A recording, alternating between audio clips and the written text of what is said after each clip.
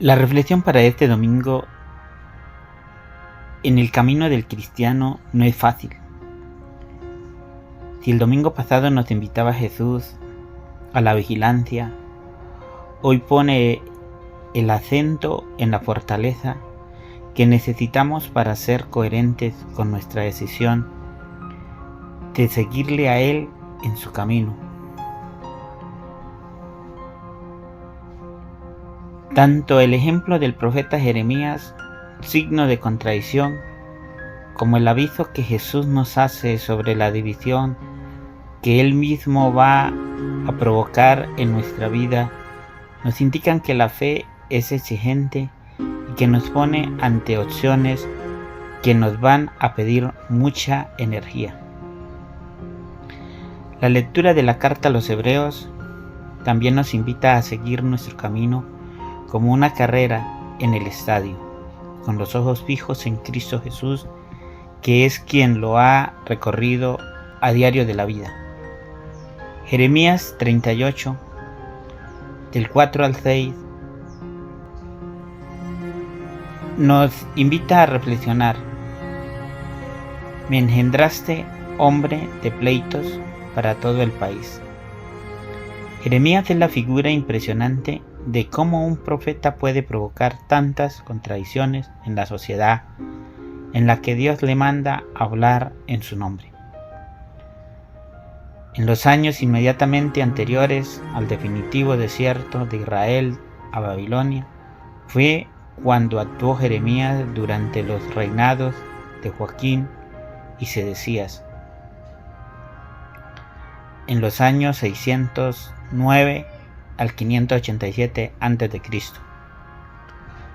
Cuando Dios le llama al ministerio profético, sacándole de la tranquilidad de su vida en un pueblo pequeño cercano a Jerusalén, no contaba todavía 20 años, siendo él de carácter pacífico, tuvo que pronunciar palabras de denuncia sobre la corrupción y la pérdida de la fe en su tiempo.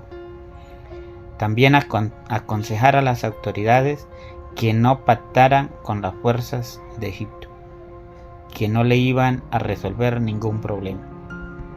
El rey Sedecías era débil, lo dejó a merced de otras autoridades que le enterraron en un aljibe sin agua, un pozo lleno de fango.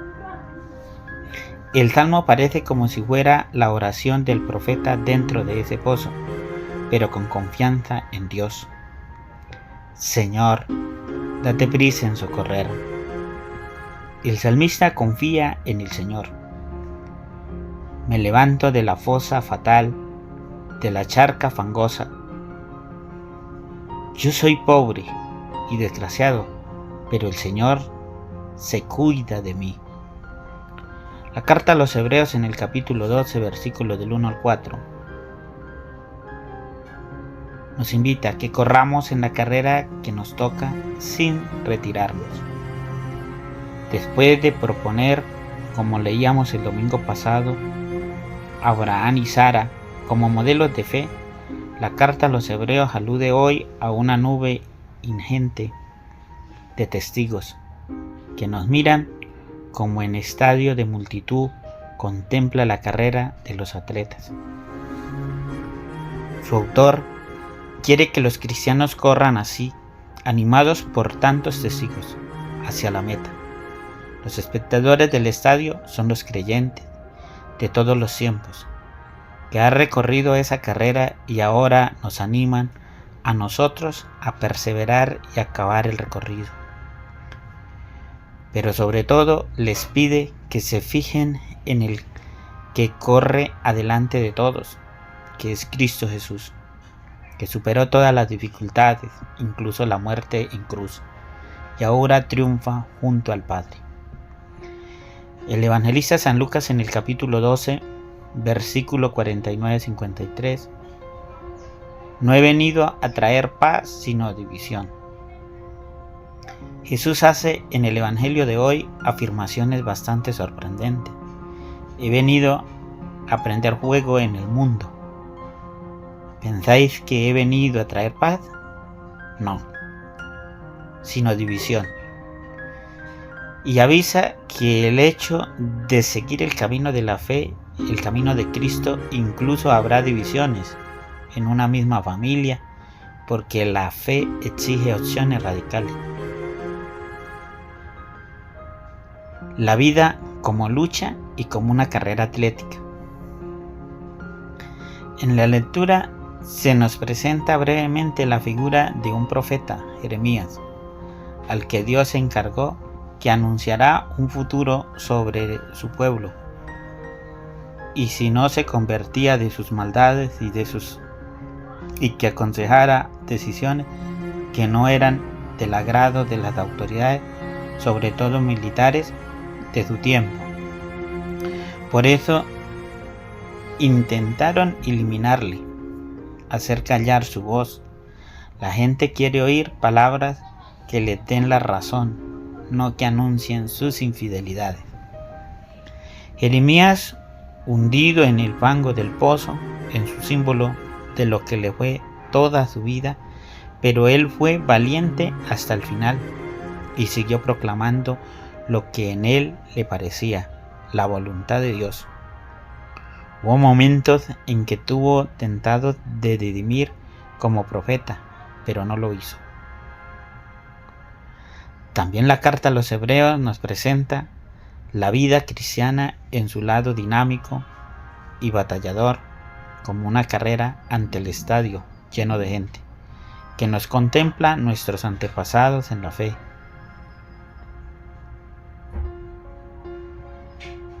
Y también nuestros contemporáneos que luchan cada día por perseverar. Si somos corredores y atletas en esta vida, ¿cómo corremos? ¿Cómo recibimos y traspasamos el testigo de nuestra fe en esa carrera de relevos que es la vida de la comunidad cristiana? Ser buen deportista cuesta sacrificio. Hay que renunciar bastantes cosas para poder triunfar en la carrera. Ser buenos cristianos cuesta sacrificio. A veces hay que hacer opciones que no nos vienen espontáneas ni cómodas. La carta nos pone de adelante sobre todo el ejemplo de Cristo Jesús. Fijo los ojos en Jesús, pionero de la fe, Él que inició nuestra fe. Pionero significa el que va adelante, el que nos ha dado ejemplo de decisión en su camino mesiánico, que incluirá la cruz. También Él relató difícil de cumplir su carrera, pero nos ofrece un optimismo ejemplo de fe en Dios, que le dio fuerza para seguir hasta el final. Corramos en la carrera que nos toca, sin retirarnos. No os canséis, no os perdáis el ánimo. Nos puede parecer que ya actuamos bien y que lo que nos toca sufrir para ser buenos cristianos es algo muy meritorio. A cada uno le parece siempre que sus problemas son los únicos o los mayores. Y no es así. La carta de hoy nos invita a contemplar nuestro camino con el de Cristo y nos hace ver que no tiene ni comparación. No habéis llegado a la sangre en vuestra pelea contra el pecado. No he venido a traer paz, nos dice el Señor. Todavía es más sorprendente lo que nos dice Jesús en el Evangelio, con imágenes muy expresivas. Él no ha venido a traer paz, sino guerra, como él luego diría: mi paz os dejo, mi paz os doy. Habremos de pensar que esa paz suya debe ser distinta a la que ofrece el mundo. Nos dice también que ha venido a prender fuego en el mundo. Quiere transformar, cambiar y purificar. Nos avisa que esto va a dividir a la humanidad. Unos le van a seguir y otros no. Y eso dentro de esta misma familia, Jeremías en el Antiguo Testamento provocó la división, porque eran palabras exigentes las suyas, Cristo, que había venido a reunir a los hijos de Dios que andaban dispersos, se convirtió también, ya lo anunció el anciano Simeón, a la Santísima Virgen María y a San José en el templo, en signo de contradicción. Seguirle a Él requiere una opción personal, consciente y enérgica. Claro que Cristo quiere la paz. Ha venido a reconciliar al hombre con Dios, y a los hombres entre sí, y a cada hombre consigo mismo. Ha venido a reunir a los hijos de Dios dispersos, no a dividir. Llama bienaventurados a los que trabajan por la paz, pero sé que hay dos clases de paz. Hay una que Él no quiere, la paz perezosa, hecha con compromisos. Es la que quiere, la paz verdadera, de los que se instalan cómodamente y no se deciden a seguir caminos exigentes. No quiere. Quiere aquellos que se arriesgan y que luchan con esfuerzo para alcanzarla. Cuando habla de prender fuego, no habla de fuego que devasta los bosques, sino del fuego que un amor decidido, de una entrega apasionada como la de Él, es el fuego del Espíritu que hará a los suyos en Pentecostés, y que bajó precisamente en forma de lengua de fuego sobre la comunidad y la transformó completamente.